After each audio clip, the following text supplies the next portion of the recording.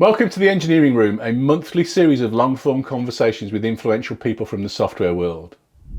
The Engineering Room series is sponsored by Equal Experts, and I'd like to thank them for their ongoing support.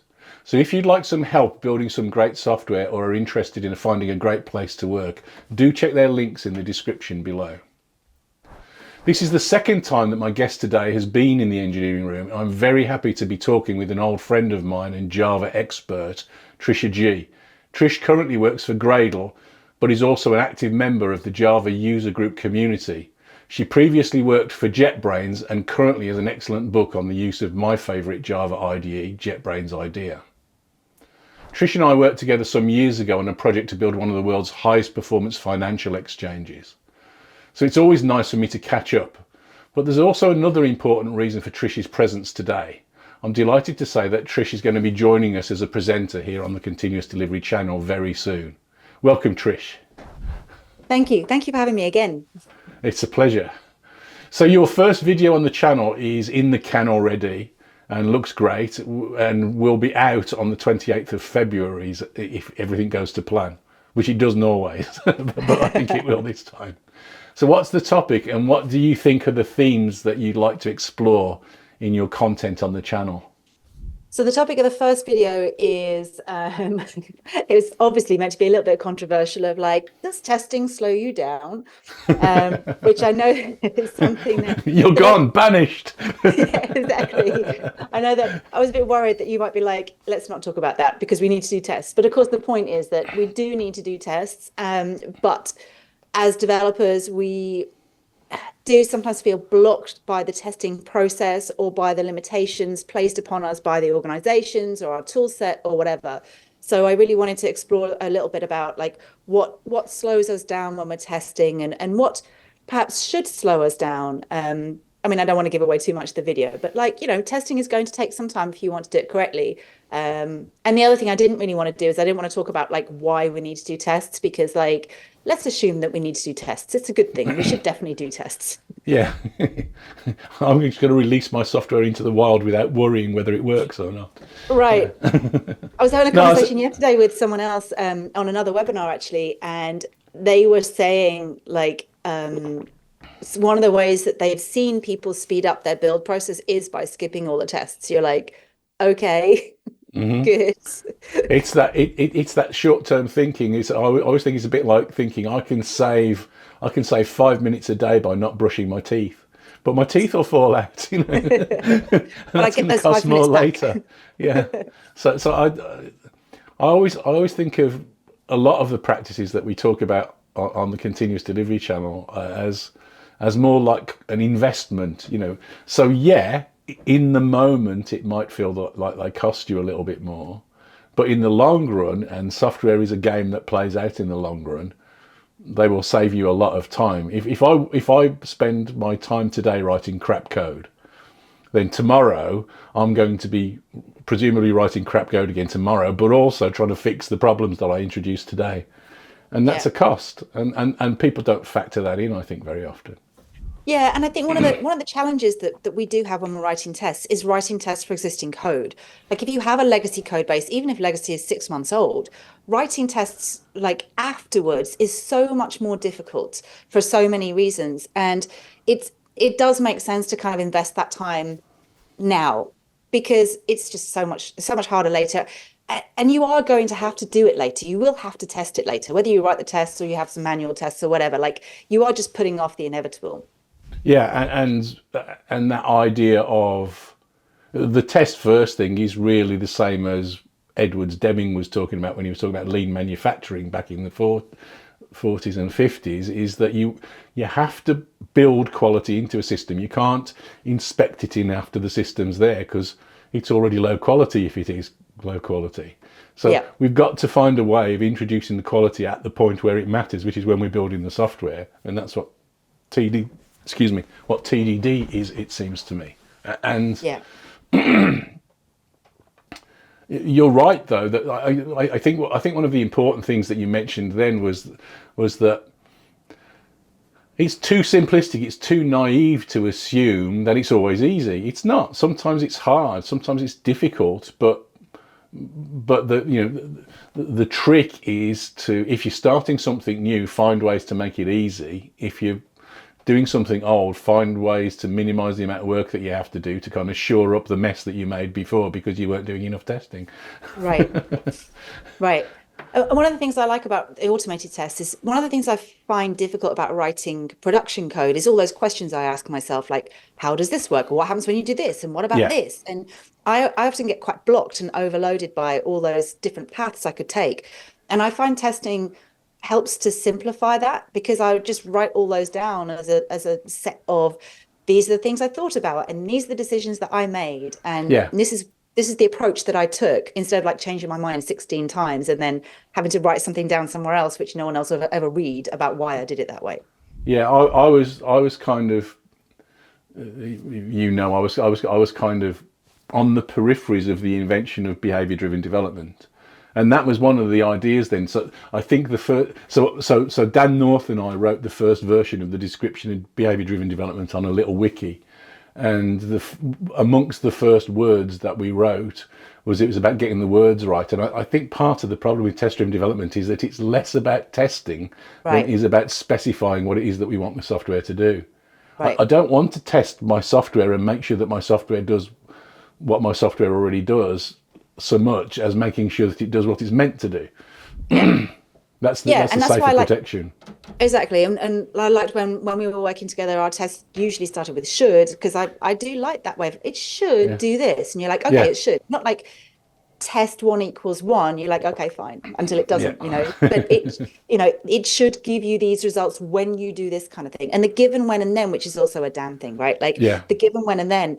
When I started working at MongoDB, one of the things we wanted to revamp a lot of the tests there.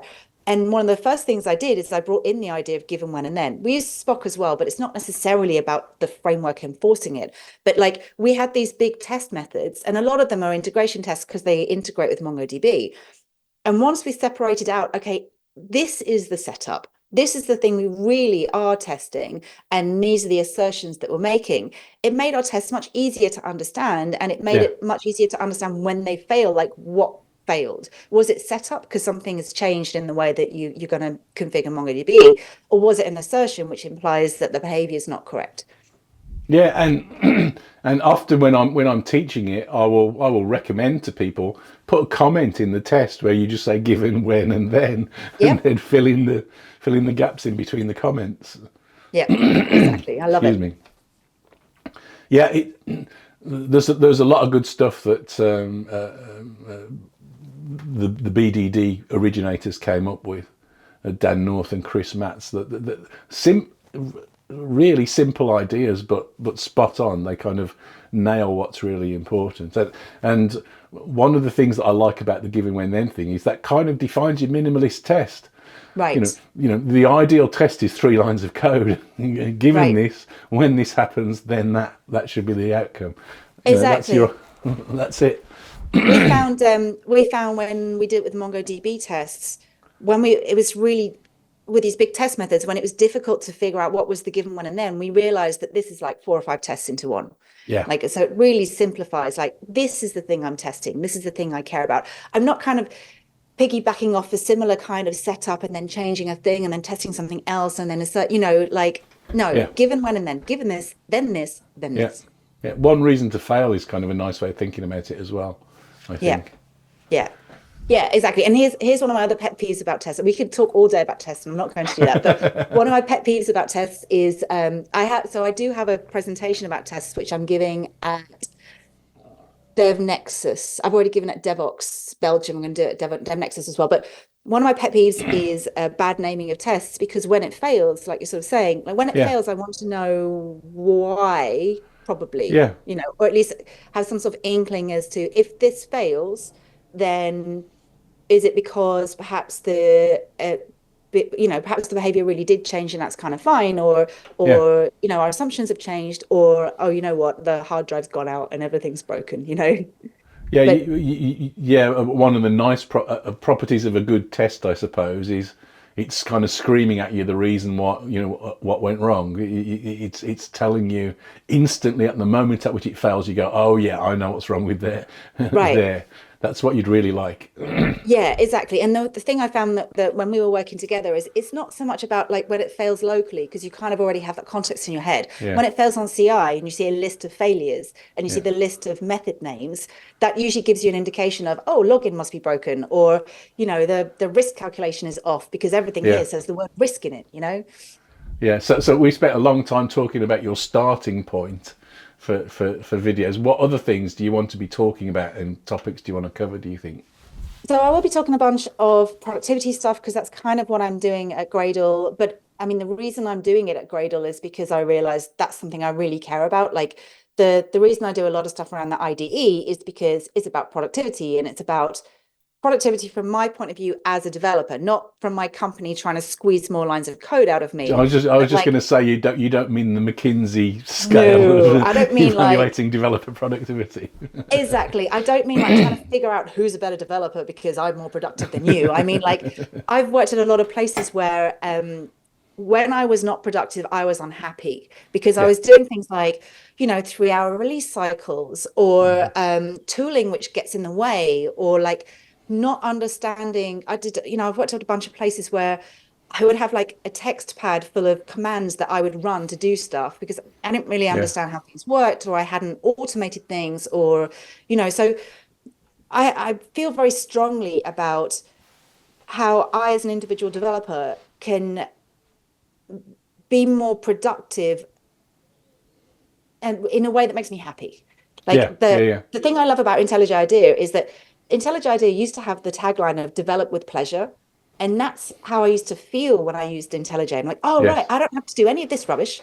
I'm just going to yeah. do the stuff which is fun, right? Yeah, And it's. I think it's one of those things that people miss about continuous integration as well. Is that as a developer, you get this regular little dopamine hit of creativity. You try an idea and it works, and you move on. You try another one, and you try and automate a lot of the drudgery, so that just happens as a side effect of the way that you're working, and continuous delivery more so. That was always my goal. I just wanted to focus on the bits that were fun. yeah, exactly. I love the fact that, you run stuff locally, it goes green, you're like, great. So I've got that hit. And then you push it Yeah, into CI, that goes green, that's great. And then your code goes into production where someone uses it. I mean, yeah, that's cool. That's the ultimate goal, right? So yeah, easing that path from like someone in the organization has an idea, or maybe you at your startup or whatever, starts with an idea, and at some point a user is going to use it. yeah. We don't want to be waiting. We don't want to be having to run our tests in some weird integration environment, or like on, I don't know. I mean, I often worry about the Android folks having to use emulators and having to Mm. test stuff on devices and things. Like, how can we simplify this path from idea to production? So I want to talk a lot about productivity, generally from an individual developer point of view. So which tools do we use? How can we learn them better to be more effective? Yeah, How can we ease the pain? I mean, I work at Gradle, so we look a lot at build times, test times, a lot of the things that we tend to think of as being inevitable. Like, I've got a lot of tests, it's going to take a long time. Like, yeah. it doesn't have to, actually. There are things that we can do so that we don't have to sort of suck it up, all of this, long running drudgery or stuff which just gets in our way of getting code out to the user. Yeah, I think in many ways you and I got somewhat spoilt working at LMAX because it worked so well. So, but there were Right. a number of things that I was very proud of that we had achieved at LMAX. One of them is the thing that you just mentioned about. On their first day, anybody, however junior, was writing code that would go into production the following in the next release, which would be Yeah. at the end of the sprint. That Yeah, was that was great. that's a nice feeling for anybody. It is great. I've been speaking to some banks, that's usually banks, where they measure productivity in terms of like time to your first pull request being merged, and a success is like from a junior point of view, and a Yeah, success is like 6 weeks, and I'm like, okay. I mean, I understand that that's probably better than what you've got right now, yeah. but wouldn't it be great if this person paired with someone and worked together on something and they get something in there like straight away? Yeah, And I, pull request I've is I've another. I've just Sorry. been working on it. No, my fault. Sorry. I've just been working on a new episode for the YouTube channel, which is talking about, it's doing a case study of Walmart. And Brian Finster worked at Walmart, and he wrote an excellent post on it recently. But one of the things that they focused on was, that they really took the continuous delivery philosophy to heart, that the team that was kind of pushing this inside Walmart. And one of the things they focused on is, why can't I release the changes that I'm making today? And that was their focus, and whatever it was that got in the way of that, they'd be looking to try and fix it. Right. And that's it. Don't set a target 6 weeks out. Set a target. Why can't I do it today? What's getting in the way? And if you don't quite achieve the target, but you only get to release it tomorrow, that's still a huge win. Right. Exactly. And it helps you focus on the stuff that I'm looking at in terms of productivity and also build performance and stuff is the same as any performance problem. What's the big piece? Like, what's the longest thing in the way? Like, when we were doing performance tuning at LMAX, it'd be like, you would think it was garbage collection, but it wasn't. It was something new, but you have to measure that and find out. And it's the same with developer productivity, which is why my focus has pulled a little bit away from the IDE. Okay, I can generate code really quickly in the IDE. That's not slowing me down. I have to wait for a batch process overnight in order to get feedback on whether my changes worked or not. And so setting really adventurous goals, like I want to be able to release today, helps you see these great big chunks of, we're waiting 24 hours to get our feedback on whether the build broke.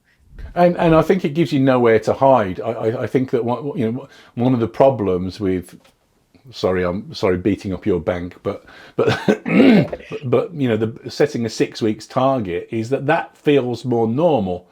And I can understand it feels like it's more achievable to bring that in. And you've got to do things incrementally, but it's harder line to say, can I release the stuff that I'm doing today and why can't I? But you're going to be fixing more fundamental problems like build times, like, integration times, like team boundaries. And waiting for pull requests. 6 weeks, you could imagine, well, maybe that could work, but you're not going to get to the goal if you could achieve the 6 weeks.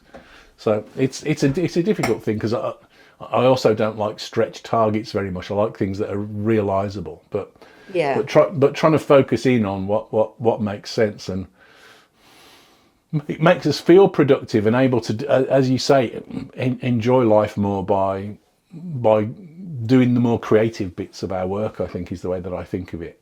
Yeah, exactly. You don't want to be spending a lot of time hanging around waiting for something to finish, or wrestling with the CI environment because it doesn't really work, or the other topic that you and I like, which is flaky tests and unreliable test results. Oh my God, I did everything right and these tests are still failing sometimes. I think you take a lot of credit of forcing us at LMAX to take the flaky test seriously, which eventually we did. And eventually we got on top of, but it was a lot of work, and a lot of work from you, kind of pushing the sand uphill to make sure that we do things. I think the thing about the flaky test, the reason why I got really into the flaky test thing is because I do like a nice green tick. But we had such great stuff at LMAX. We had all these automated tests, and it was such a brilliant environment. And this is when no one was doing that, right? And but to have all these amazing tests which are run regularly, but never have the screen green, I'm like, what are we doing here? What is even the point if we can't get that lovely, look, it all works thing? And the flaky test was just a huge part of that. And that also, sorry. No, you carry on. I was going to say, that also plays into the thing that we were just talking about in terms of the feedback cycle. After LMAX, I worked at a trading company, and one of the things that we did was speed up the feedback for the test. They were doing overnight builds, and we sped it up so that you get a build result in under an hour. And there was a huge amount of work in doing that, but that moved that organization from, I think, having 2 fully green builds over the previous 3 years to having a green build every day, at least one green build every day, just by speeding up the feedback. It's so good. It's so great. I mean, this is why I like developer productivity stuff, because it just makes you feel good. You know, It is great for the organization too. Of course, it's great. They can release regularly, they can put more stuff out to the users, and Yeah. it has like revenue benefits and quality benefits. But from a developer point of view, it's like I did something and it worked and it's fantastic. That gets me into, from my point of view, the kind of modern software engineering stuff, which you very kindly wrote the foreword to my book, which was a very nice foreword. Thank you. But what I've increasingly come to think that of these things as tools that drives higher quality in order to be able to stabilize our tests so that we can get more reliable results quickly. It means that the code must be testable, and for the code to be testable, that means it must have some certain properties that we value for other reasons. It's more Right. modular, it's more cohesive, it's better separation of concerns, and all of those things. So this whole thing is kind of this virtuous circle that helps us to build higher quality systems. Right. And exactly. We had a similar thing. Gradle can provide a bunch of test acceleration technologies with the tool Develocity. And two of the main, apart from the caching, two of the main acceleration technologies are being able to run doing test distribution, which we did at LMAX as well, Yeah, actually. yeah, Test distribution, so you can run things in parallel on different machines, and predictive test selection, which allows you to not run the tests that are not going to give you valuable results for this particular change set.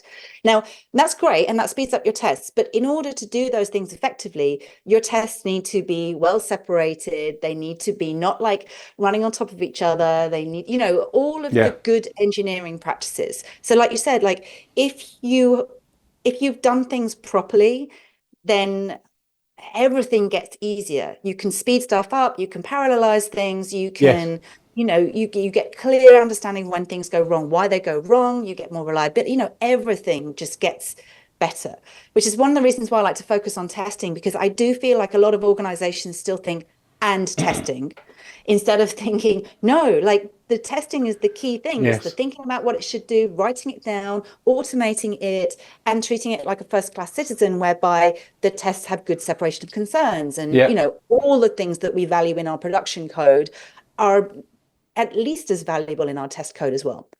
And forces you to increase the determinism in the code itself, which again drives us in the direction of higher quality systems. It's Yeah. this I mean, when I virtuous circle.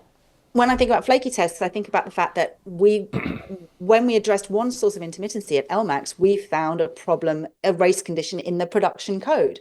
Yeah, And the flaky tests are telling you something. You need to do something about them.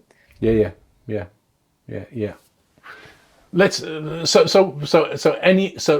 you're going to be talking about tests, developer productivity, flaky Um, tests, other yeah, things. I mean, there'll be IDE stuff in there for sure. There'll definitely be IDE stuff. There'll be Java stuff. You'll be Um, you'll be doing live coding because you like doing live coding. I probably will be doing live coding.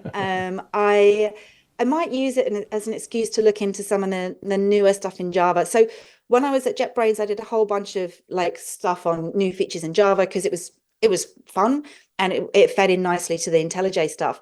With the developer productivity stuff I'm doing at Gradle, I'm not looking as much at the most recent versions of Java. Yeah, So I think I'm going to use the videos on the channel to look at Loom, for example, yeah. concurrency, maybe, some of the new stuff which I haven't had a chance to look at. I don't know. I'm just spitballing here. I also there's more stuff which is less technical, which I'm interested in. I always have like career advice, maybe mentoring stuff. One of the things, this is still the same topic of productivity, but one of the things I want to look at is why we might not want to be productive. Like some of the psychology around how we think as developers and what motivates us. And like, I have a whole list of stuff that I want to talk about. It sounds great. So let's just try and change the focus a little bit. One of the things that I know that you're really interested in is kind of the developer experience and the how we get pleasure from. I think you and I both share a passion for our careers. We've had a great time doing interesting things with this. So what do you think the challenges are that face modern developers? Oh, there's lots of them. Yeah, But I mean, God, there's so many directions to take that question in. So there's always technical challenges. There's always the staying up to date thing. That's I mean, I feel very strongly about that because junior developers in particular, I have found get very overwhelmed by the pace of change in our industry, by the sheer quantity of technologies that we're expected to know and all that kind of thing. So I have a lot of advice around that, which is basically like ignore everything and focus on the stuff you care Yeah, about, yeah, yeah. because it's too much. You'll never learn it. I mean, this is something I learned from you, is that, when I look at someone as experienced as you, who's done a lot of consulting and spoken at a lot of different companies and have a wide ranging experience, and there's still stuff that you don't know, and you're kind of fine with that. That gave me a sense of relief of like, oh, I don't have to know everything, and I don't have to be an expert at everything. And also the idea that, to me, I've learned that there's lots of different types of developers, and there's a place for all of us. Like, some of us like to be broad and shallow, and we like to dip in and out, or we like variety. Hmm. Some of us like to focus on one thing and go very deep and understand that very, very well. I read something about the T-shaped developer the other day, which is, I thought was, I'm not sure I agree with it. It's like being broad and shallow and deep as well. I'm like, okay, that sounds really difficult, but like, Yeah. there are people, different things float different people's boats, right? Some people don't like TDD, for example. I mean, you and I think that's, you should probably like TDD. It's a good thing. But like, some people prefer to work in a slightly different way. And some people, like, we really like pairing. Pairing is great. And some Yeah. developers like to go away and focus on stuff and then maybe bounce ideas off afterwards. So one of the things I've learned over the last 20 odd years is that all of that is okay. There is no right answer. There is no one 10x developer who looks like this. The idea is to figure out who you are, what works for you, what makes you happy as a developer, and what kind of team you like to work in. In the early stages of my career, I really underestimated how important the team is. Hmm. Um, the type of organization that you work in, the types of things they value from the developers and from the team, how the team um, supports you, or in some cases doesn't support you, and the sort of psychological safety you get, the kinds of things you're empowered to do or not empowered to do. Those things and they're all very personal. So some people like to work with clear goals and objectives, and so a team that kind of supports that is good for that person. And some people like to be a bit more autonomous and be free to flutter off over here and try this thing, and so they might want to work in an environment which works for them. So the main thing about modern developers is to understand that it's such a huge industry with so many different domains and so many different technologies and so many different types of organizations, that you kind of need to understand a bit more about yourself and what drives you and what makes you happy, the constraints that are realistic for you, like the city you work in, or the place, the compromises you're willing to take, and then go out there and try and find something which works for you. And if it's not working for you, then just move jobs, or keep working on finding the direction which is the right direction for you. Yeah. I agree. I agree with all of that, of course, but it's such a difficult thing to get to that point where you can kind of not get lost in the industry hype. The constant change of the apparent constant change. My impression, this is a very grumpy old man kind of thing to say, but my impression is that I think things actually change a lot more slowly than we really think. There's Yeah. kind of froth on the surface, and it doesn't matter very much. But the deep waves of change that come are very different, and much more important. And that's the stuff to really focus on. Do I really care whether I'm writing my web apps in React or Angular or whatever? I don't. I Right. really don't. It doesn't make any difference to me. Yeah. Um, and so being able, that's a very difficult thing to get to the point, I think, of being able to see the commonalities, to be able to choose, and to know where to focus your skills on, which is the stuff that really interests me. What are those more profound ideas that we all ought to care about, that would help us all to do a better job, and help us to avoid the froth on the surface of the ocean, you know. And Yeah, I that's think that.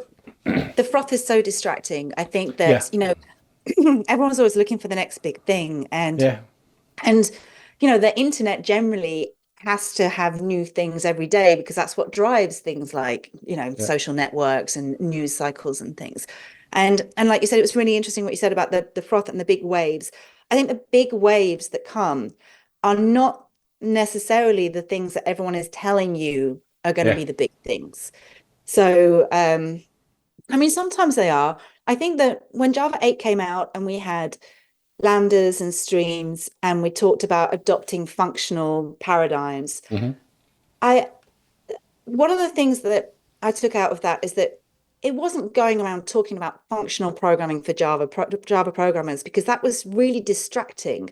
But talking about how, passing around behavior is kind of cool and it changes the mm, way you think about the code, and chaining methods so you have these streams, like that's cool too. We should do more of that kind of like that. So some of the things that some the froth gets in the way of the big changes which are coming, I think. And I think that one of the things that I've learned as a grumpy old woman is that, I will listen to the froth, but I'm not going to really pay attention to anything until it's been a thing for a few years.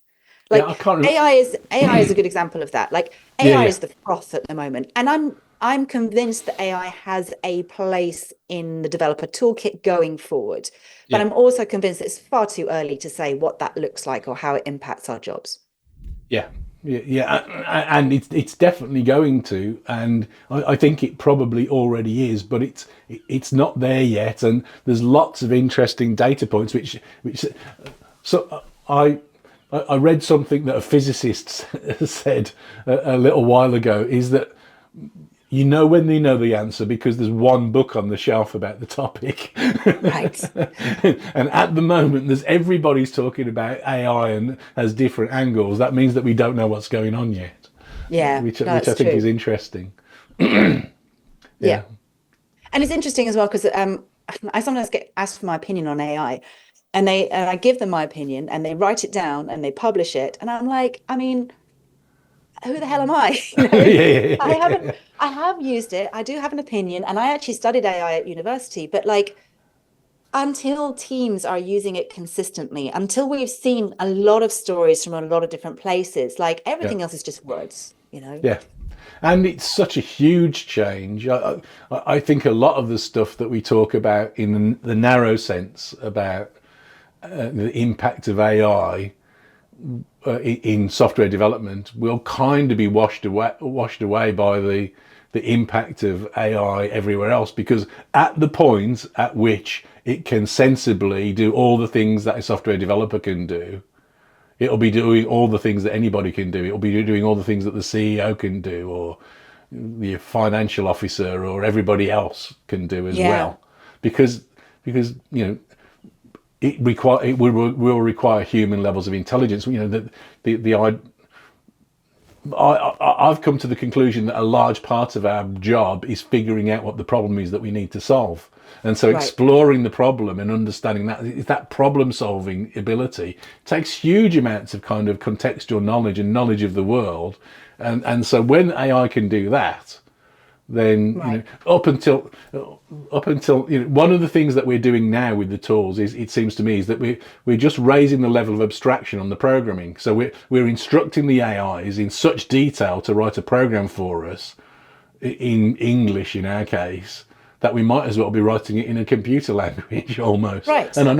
know it's better than that and it's more helpful than that, but it's still programming. It's recognizably so at that stage, because we're trying to I, instruct it. But it's programming where we're not version controlling it properly. We're not able to step back. It doesn't produce repeatable results. It's right. like having a compile, an incremental compiler that doesn't give you the same answer every time, and that's kind of scary. You're right. I think you're absolutely right. And there's a whole bunch of really interesting points there. One, like the context, I think is the most important thing. I've been thinking a lot about AI for the difference in how juniors and experienced developers are going to use AI. Yeah, And a junior is roughly going to take the AI at face value and say, okay, that's the answer. And a senior is going to be like you're sort of saying, the prompt engineering stuff in a way.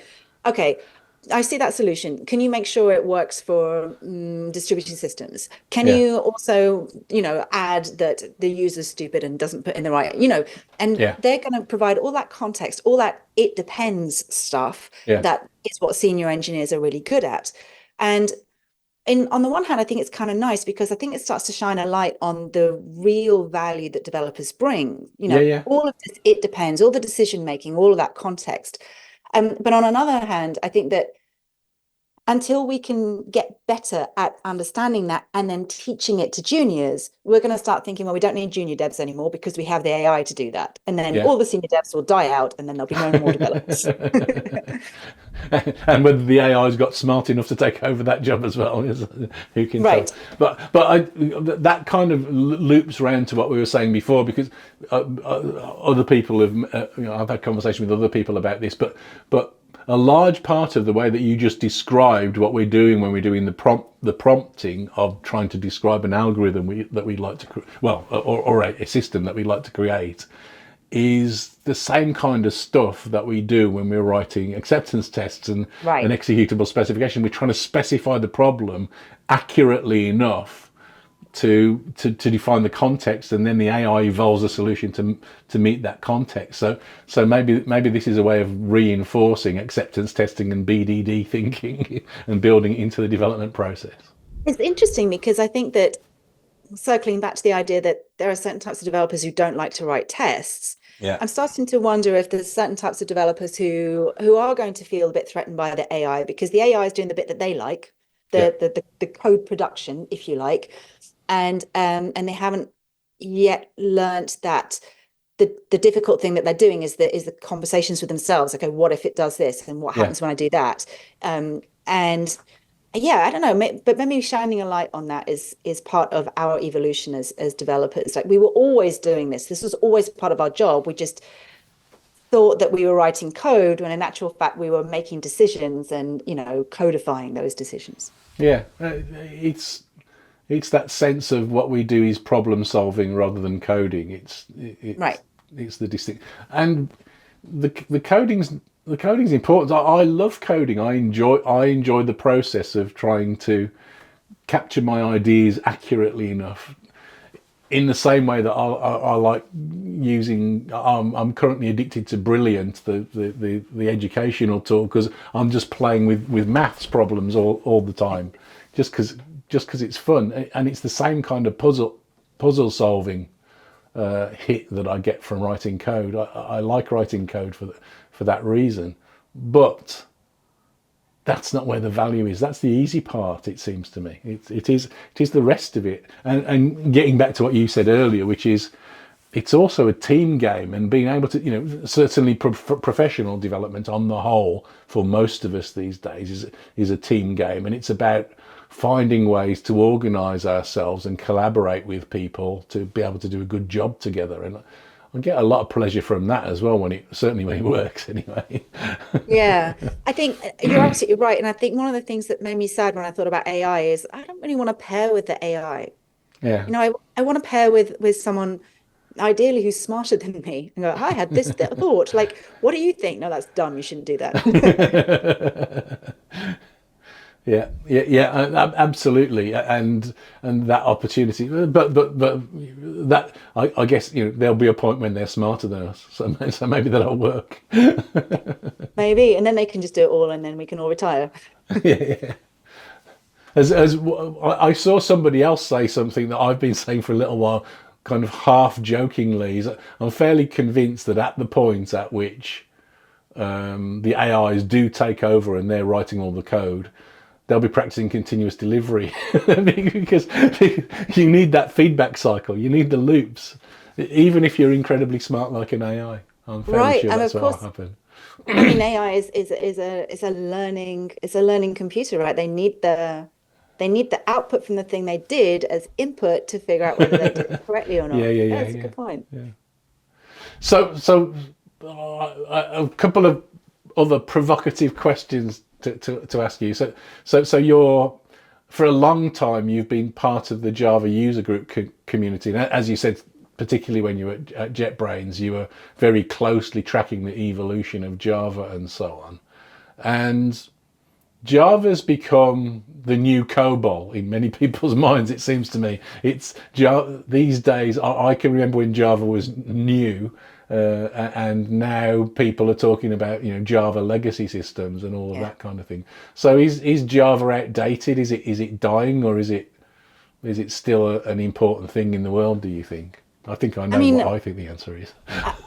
of course it's important. If Yeah, even if it is just the COBOL of or the yeah, modern COBOL, because so many organizations have huge enterprise applications written in Java. Like lots of the organizations that have our money and run our stuff are running Java software. So like uh, a lot of juniors ask me, especially at user group events and stuff, like, which language should I learn? I'm like, well, in a completely biased idea, like I think it should be Java, but it's not just because I know Java, but because there's always going to be loads of jobs in Java. But that sounds like it's not exciting. That sounds like it's, Java 7 systems that are full of legacy and effectively the modern mainframe kind of thing.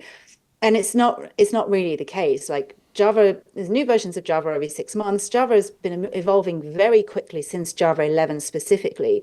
Um, we've got new concurrency, which, like I said, I can't wait to get my hands on, but I haven't had a look at yet. Um, a lot of it is focused on reducing boilerplate, making things more readable, things like Java records, pattern matching. Um, they are changing it so that you no longer, in the future, you won't need public static void main just to get started. hmm All of these things, which is really lovely, and it will make it easier to teach as a language as well. So the I think the combination of the fact that there's lots of code already written in Java with lots of organizations who will always have budget for hiring developers. That's compelling in its own right. And then Java, the language, is always evolving and in a backwards compatible way to try and make it as easy as possible to keep moving forward to the next versions of Java. So you yeah, shouldn't be using Java 7 these days. Like most people will be on 8. Well, lots of people were on 8. And there was a little bit of a bump over to 11.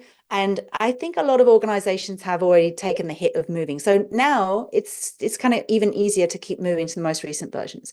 yeah. And then on top of that, Java is not just Java, Java is the JVM. Yes. And the JVM is, I think, one of the most powerful programming platforms that we have. So let's say you decide you hate Java, the language. There's always Kotlin, there's Groovy, there's Scala, there's these other, and you can use JRuby and JPython. And so it's not, if you decide that the syntax is not really for you, there's plenty of places to go while still being on the JVM. And then the JVM is great because you can kind of run it anywhere and it powers things like Android devices. And, it's just the JVM isn't going anywhere. This is a It's sort of it's it's powerful it's platform. it's years ago now, but I was at a conference, and I was at the party afterwards, the dinner, and I was sat next to Ola Binney of ThoughtWorks at the time. Not sure where he is now, but he was saying, he said something that stuck in my mind, is that the then, which was a few years ago, the amount of development effort that had gone into the JVM was about 500 person years of development Oof, effort. And nobody's going to do that again, or at least no, it doesn't seem to be on the cards that anybody's going to do that again. no. And, And and you don't so need to it's because an you got the important piece JVM. of, yeah, the JVM's an important piece of software. Doing that from scratch, that amount of effort, that time, money, and effort that's gone into that over, and yeah, there are things that wish were different, but it has some remarkable things, and runtime compiler optimizations, and garbage collection. If you can get versions of the JVM where the garbage collection cost is almost zero, Right. And the and fact all of that kind of stuff, which is remarkable.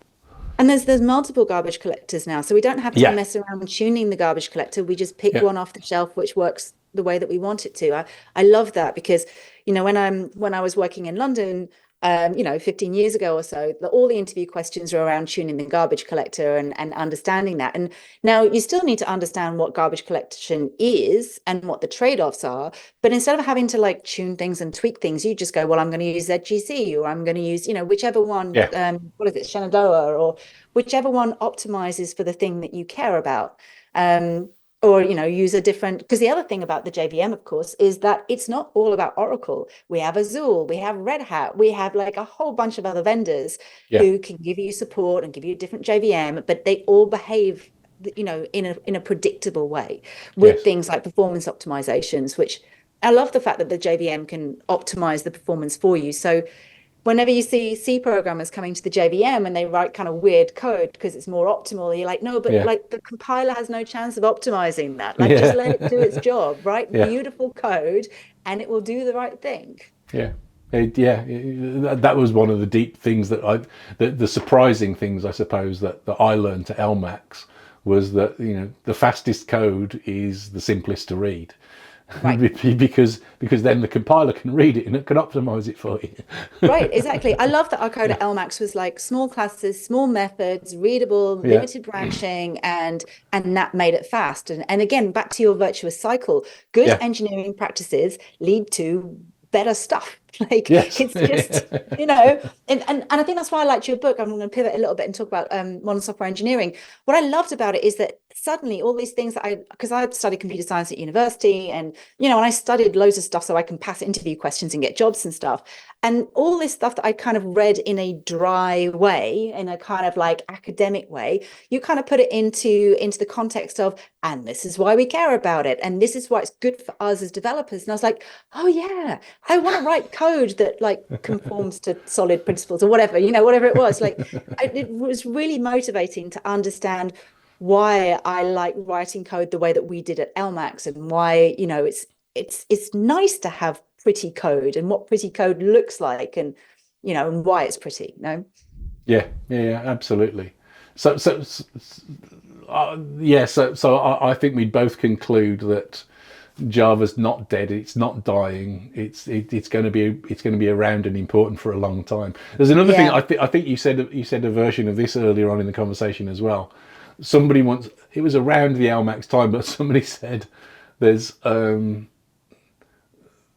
lot to be said for boring technologies. Right. It doesn't have to be new and exciting. Java's stable. It works. You can build real world-class systems with it. It can be very efficient. It can be very fast, very, very fast indeed. Yep. And it's improving to remove things that people found noisy or distracting. Yeah. And I think as developers, we are often chasing this dopamine hit of something, and often we're looking for new and exciting. And I learned something Back to new. the froth. Exactly. And I'm a great developer because I just learned Rust over the weekend or whatever. But it's and that's fine. If you want to learn Rust at the weekend, that's fine. But like in the day job, it's nice to have something like Java, which will always look a particular way. You can always write code in a particular style. And then I'm not thinking about, well, I might be thinking about how modern pattern matching works, because I actually don't know how pattern matching works right now. But like, I'm going to be thinking about, how do I get this feature into the user's hands? Or how do I speed up the performance of my Android app so that the people aren't just waiting for, and I can be thinking about the problem I'm trying to solve, instead of distracting myself with, God, my job is so boring, I have to go and learn Rust over the weekend, kind of thing. That reminds me that it feels like our conversation keeps going in little loops, but that takes me back to the AI thing a little bit, because the tool, it's a tool. Java's a tool. It's not fun. I'm not a Java programmer. I'm a programmer who uses Java. That's a different thing. That's the way that I think about me anyway. And the tool can be stable and not change. And we don't have to be looking for radical differences in the tool unless they're advantageous. So at some point there's going to be a step change where we raise the level of abstraction, and I think that's the promise of AI. So AI, I think, promises to raise the level of abstraction of software development, and at that point that will be an important step. I'm not quite sure it's done it yet, but at the point, so what I mean by that is that we can express ideas more concisely, more simply, and still get the same result. Right. and until for me, the differences between functional programming or object-oriented programming don't really do that very much. Yes, there are nice parts of functional, there are nice parts of object orientation, and I tend to mix and match. But they don't significantly rate. People will argue with this in the comments, no doubt. But a team writing system, a functional system, are not 10 times more productive than a team writing an object-oriented system. But at some point, that kind of step change in a level of abstraction, as happened when we went from assembler to high-level languages, for example.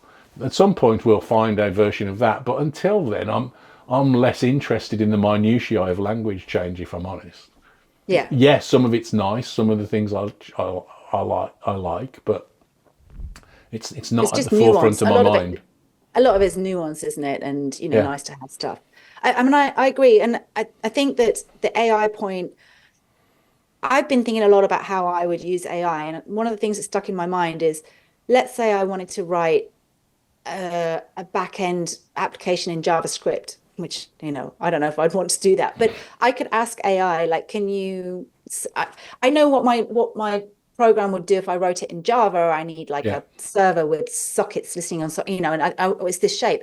And I could ask AI to do that in JavaScript, for example, and then I'd be like, great, I don't have to go away and learn all of the syntax for that kind of thing and all the nuance on how JavaScript works, because I can come with my expertise as a Java developer and say, generate something which looks a bit like this, and then I can go in and tweak it. So that, for me, would be a productivity gain in a language I don't know very well. Yeah. But I still need to understand how programming works. Otherwise, I can't. Yeah, absolutely. And that's a complicated, nuanced thing in its own right. The stuff that we do think are the foundations is complex enough without all of the froth on the surface as well. Right. And it's kind of one of those socio-technical things as we keep going back to, that the problem is that particularly people at the more junior end of the spectrum tend to think that the froth is the whole job. Right. And I don't think it is. I think that there are deeper, more important things that are the whole job, and the froth is too often gets in the way. One of my favourite conference presentations of all time was Kristin Gorman, and she did a presentation that was comparing software to making cakes. And she said, you don't, if you're a top chef, you don't use cake mix. Right. And she did a side-by-side comparison of, this was a few years ago, side-by-side comparison of using Hibernate, the Java object relational mapping tool, versus writing exactly the same application in SQL. And there was way more code in the Hibernate solution than there was in the SQL version. And she did it with wit and humour, and it was a really good presentation. It's a few years ago. I'll try and remember to put it in a link in the description to the presentation if anybody's interested. But it's that difficulty of trying to, and I hope our channel helps us to find some of those deeper things to think about. I think, yes. I think one of the things that, and one of the conclusions I've come to, especially when I'm talking about career advice for programmers, is that developers, the job of a developer is not what we think it is. Yeah. And I don't mean just what developers think it is. I think the whole industry has it wrong in terms of what our job is, what's really valuable. And you can see it in interview questions. You can see it in job specs. You can see it in the way we talk about it. You can see it in the way that we fire developers for reasons. And it's because we still think, like, what is it, 70 years into this industry, that we type code. And that's not what we do. There, like you said, there's the deeper stuff, the understanding. I've always said a senior developer is one whose answer is "it depends," and then knows what it depends on, right? Yeah. But we don't teach that at university. We don't teach that at boot camp. We teach how to write "Hello World." Yeah. And I think this. And we do that without test-driven development. Right, exactly. When I was writing Headfirst Java, I was talking to Bert Bates, one of the co-authors, about can we please talk about testing? Can we not do public site void main hello world? Because that's easy But that's not what you do as a programmer. That's Yeah, not how a professional developer works. We yeah, do have a little box in there saying you should write tests. Tests are a good thing. I like. I would like to teach Java in a fundamentally different way. Me and my husband, Isra, who yeah, you know as well, we talk yeah, a lot about what would a Java 101 look like to us. And it is not this is what objects are and this is like what a main method is. It is here's a unit test. yeah, Write this. Use the IDE because you're going to use an IDE. You're not going to use a text editor to generate the answers, the code, yeah, iterate over the test, commit it to Git. That is 101 of development, using the tools, using a build tool, using Git, using the IDE, and figuring out what objects are by just using them. Here is a customer, it's got stuff in it. Okay, that's an object. Great. Let's yeah. not talk about object-oriented programming. I had an interesting experience recently. I don't teach absolute beginners how to code very often, and but one of my nephews said he was interested in learning how to code. So I thought, I helped him a little bit, sort of get his first steps, and we started with Python because that's a nice easy language to low impedance language to kind of learn. But we started test first. So Right. his first stuff, the first thing that we wrote was a test to try out some ideas, and we just did some simple kind of mathematical things of adding some numbers and validating that and it seemed to work perfectly well. I don't know whether he's carried on doing anything with his learning to program or not. So I don't know whether it worked in that sense, but certainly the first steps were at least as easy as teaching Hello World, Right. and and I think would get a better outcome, and actually gives you a really nice way of trying out your ideas writing the Right. test, which is And you what it get a does nice anyway green in tick at the general. end of it saying it Yeah, worked, yeah. So it worked. It seemed to work really well. So I didn't. Yeah, definitely agree with that. So yeah, so I think that I don't think that we understand what developers really are, what they do, what's Yeah, the fundamental set of skills. Like whenever, so I remember one interview years ago in London when I interviewed for a betting firm who later became closely associated with the work that we did. yeah, They asked me, what is the API of a struts call that does this? And I was like, I don't know, I'm going to Google that.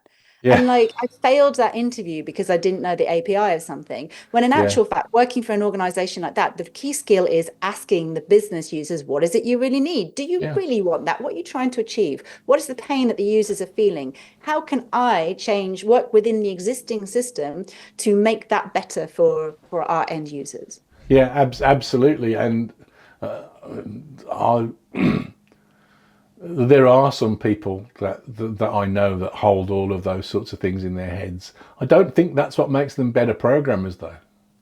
Right. As you say, it's the other stuff that my memory's terrible. And it's probably always been bad. It's been better than it is now. But yeah. So I'd be much more interested in a job interview of testing people's search skills than asking them whether they Right. know a particular API. That's completely irrelevant because Chat GPT can certainly tell me that. Yes. Yeah, exactly. Yeah, Stack Overflow can tell me that. Okay, I think we're probably coming to a point at which it's sensible for us to wrap up. I was going to ask you about IDEs and text editors so you could wax lyrical about your new book. Buy There my you book. go. That's a really nice cover. I've only got I've got that's a really nice cover. I'll have to buy the hard copy because Oh, that's a really yeah. So pretty this book. this that's the paperback, which is lovely and it's nice, but Yeah, it's in black and white. And yeah. a couple of people commented that they wanted it in color, so I did the hardback one, and it's color on the inside. Oh wow, cool, very nice. Yeah. It's yeah, so it's really lovely, but it's There's something very satisfying as an author of getting the real thing in your hands. So electronic books are wonderful, and the distribution thing is fantastic. And I read electronic books because I can keep them on my Kindle, and Right. all of those sorts of things. But there's something wonderful about having produced a real physical It's book. totally true, because we did that book on LeanPub, and we always planned to just publish it electronically. We assumed people were going to download the PDF because they're going to want to copy and paste stuff. Yeah, And about a week after we released it, I was like, I feel oddly dissatisfied. yeah, And so then I spent about a month getting it prepared so that we could launch it through KDP, so that Amazon yeah, could publish a physical copy of it. And I'm really happy I did that, because it's totally a psychological thing, but it's just nice to yeah, yeah, hold it and say, yeah. I did a thing. Yeah, I'm a big fan of physical books. I've got my bookshelf behind me. My house is full of bookshelves, different categories. The science fiction's downstairs. When I moved to New York, I actually shipped my books with me, Yeah, yeah, and I had them there. I don't now, like I've moved so many times now. I'm like, okay, I'm just going to have all my novels on Kindle. But yeah, when it comes yeah. to the IT books, it's just nice to have something you can physically hold. It is. It is, and it's a different reading experience. I think when you're reading for IT books, it's different for me. I tend to read novels and things when I'm falling asleep, so having a Yeah, Kindle is much easier. But for an IT book, that's kind of different. yeah. Anyway, You want to be able to flick through it, so it's yeah, yeah, different. yeah, yeah, yeah. Anyway, I'm certainly starting to waffle. I don't know about you, In but answer to your question, IDE versus text editor, you should definitely use an IDE. Like, why yeah, would you want to yeah, use the yeah. text editor? That's what I think is the right answer. And JetBrains is a fantastic one. I'm not sponsored. I was for a little while, but I'm not sponsored by JetBrains in any way. But it's a fantastic idea.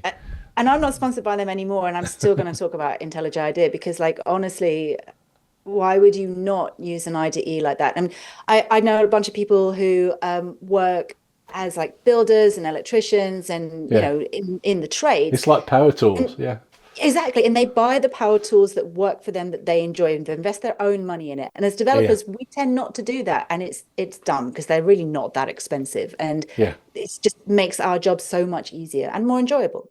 yeah. Indeed. Anyway, it's been as ever. It's been an absolute delight. I'm genuinely delighted that you've agreed to make some content for the continuous delivery channel for us. Thank you, Trish. I'm Really really looking looking forward to the forward to it. content. Yeah, as I said, we've already got one on the way, and that's great. And I'm looking forward to see what else you're going to make for us. It's going to be fun. Thank you. Thank you too for everybody that's watching. Thank you in particular to our Patreon supporters. And this is now available as a podcast on wherever you get your favourite podcasts. So take a look there if you prefer the audio version. I'm not quite sure how helpful it is me telling you that after you've got to the end of this version, but it's a bit late now, but never mind. Thank you for watching. Thank you, Trish, and looking forward to what's coming. Bye bye. Thank you.